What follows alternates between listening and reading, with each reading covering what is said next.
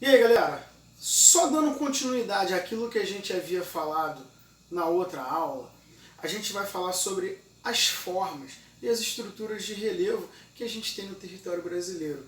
Só que, para que a gente possa entender essas características, a gente precisa entender outros fatores específicos que vão formar essas estruturas de relevo.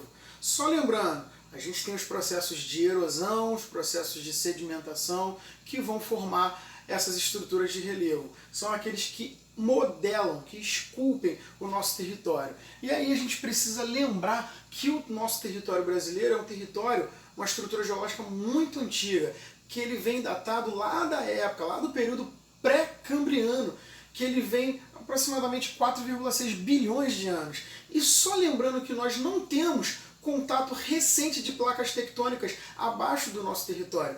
Ou seja, nós não temos dobramentos modernos. Então, ao invés de o nosso relevo crescer, ele somente diminui. E aí, a gente precisa entender essas condições.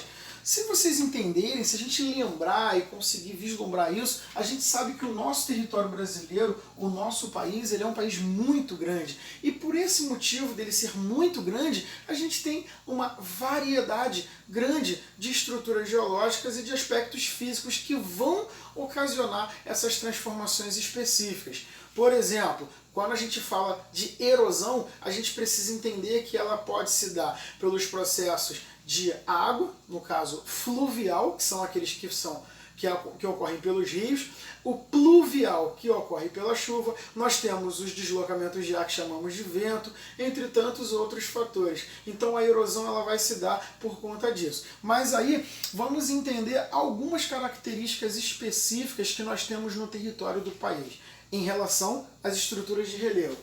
A formação é antiga, conforme eu falei para vocês, datada aproximadamente de 4,6 bilhões de anos atrás, e aí ela vem se desgastando gradativamente até os tempos de hoje. A gente sabe que ele é intensamente desgastado, exatamente o que eu falei, por conta de vários processos erosivos que acontecem gradativamente no nosso território.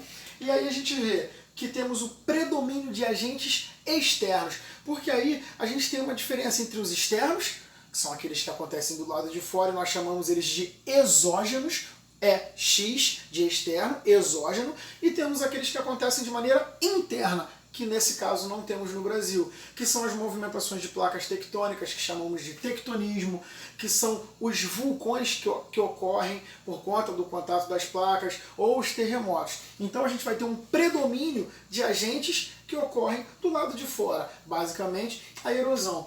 E aí a gente vê, não possui elevadas altitudes. Lógico, se o relevo não está crescendo, ele só está diminuindo, ele só está sendo esculpido, naturalmente ele não vai crescer, então ele só vai diminuir. E se a gente levar em consideração que isso ocorre desde a época do período pré-cambriano, que vem de 4,6 bilhões de anos até hoje, então o intenso desgaste vem ocorrendo.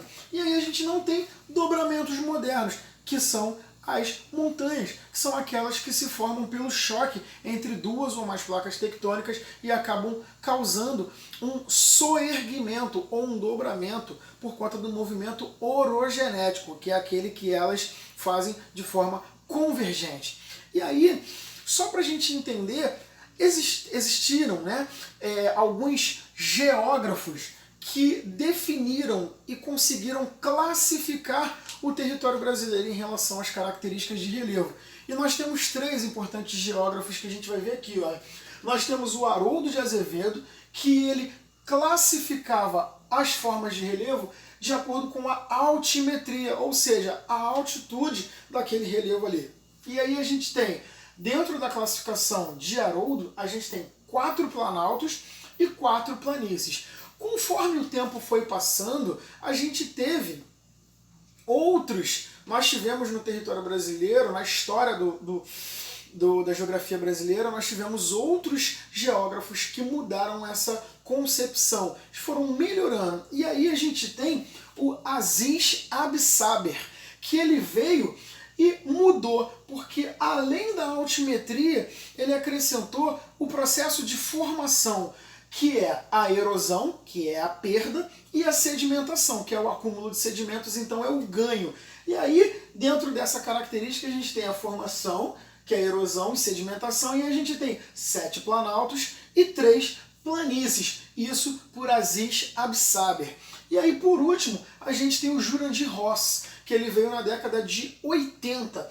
E o Jurandir Ross, ele classificou, além da altimetria e da formação, ele classificou a morfologia. E aí, ele considerou que áreas mais baixas do que o que está em volta também são consideradas áreas de relevo. E aí a gente tem as depressões, que podem ser relativas, quando elas estão acima do nível do mar, e absolutas, que são aquelas que estão abaixo do nível do mar. No caso do Brasil, a gente não tem depressões absolutas, e sim somente depressões relativas. E aí o Jurandir, o que ele fez? Ele classificou, além do que a gente já havia falado, a altimetria e a formação, a morfologia. E aí ele classificou 28 formas de relevo no nosso território brasileiro. Coisa pra caramba, né? Aí a gente tem 11 planaltos, 11 depressões e 6 planícies. Beleza? Então a parte de estrutura de relevo, estrutura geológica, a gente finaliza por aqui e tamo junto. Um forte abraço para você e tchau!